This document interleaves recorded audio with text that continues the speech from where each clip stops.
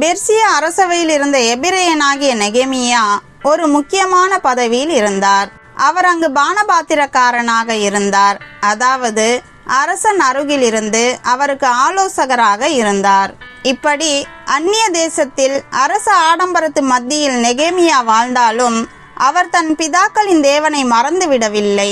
அவர் பெரிய பதவியில் இருந்தாலும் தேவ பக்தியையோ சகோதர பாசத்தையோ இழந்துவிடவில்லை. அவர்களோடும் சத்தியத்தோடும் இருந்த உறவை குறித்து அவர் வெட்கப்படவும் இல்லை. அவர் உயர்ந்த கொள்கையும் வளையாத நேர்மையும் சிறந்த செயல்திறனும் உடையவராக இருந்தார். அவர் அந்நிய தேசத்து நம்பிக்கையின் மத்தியிலும் ஆடம்பரத்தின் மத்தியிலும் உயர் பதவியின் மத்தியிலும் இருந்தும் இப்படி தேவனை தேடாதபடிக்கு சூழ்நிலைகள் அநேகம் நெகேமியாவுக்கு சாதகமாக இருந்தும் தங்கள் பிதாக்களுடைய தேவனாகிய ஜீவனுள்ள தேவனை அவர் மறக்கவே இல்லை. வேதத்திலுள்ள ஒவ்வொரு நபருடைய வாழ்க்கையும் தேவன் நமக்கு பாட புத்தகமாக வைத்திருக்கிறார்.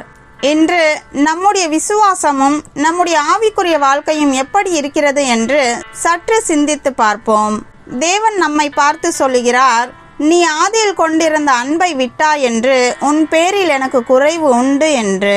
ஆரம்ப கால விசுவாச வாழ்க்கையில் அனலுள்ளவர்களாக இருந்த நாமோ இன்று ஆடம்பரத்துக்காகவும் உயர் பதவிகளுக்காகவும் தேவனையும் அவர் நம்மை அழைத்த அழைப்பின் நோக்கத்தையும் மறந்து ஓடிக்கொண்டே இருக்கிறோம்.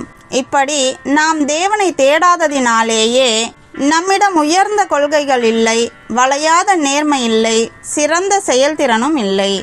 ஒருவேளை இந்நாள் வரையுள்ள நம்முடைய வாழ்க்கையின் நோட்டம் தேவனை மறந்து இருக்குமேயானால் இந்த நிமிடம் முதல் நெகேமியாவை போல எந்த சூழ்நிலையிலேயும் தேவனையே தேடுவோம், அவர் நாமத்தை உயர்த்துவோம்.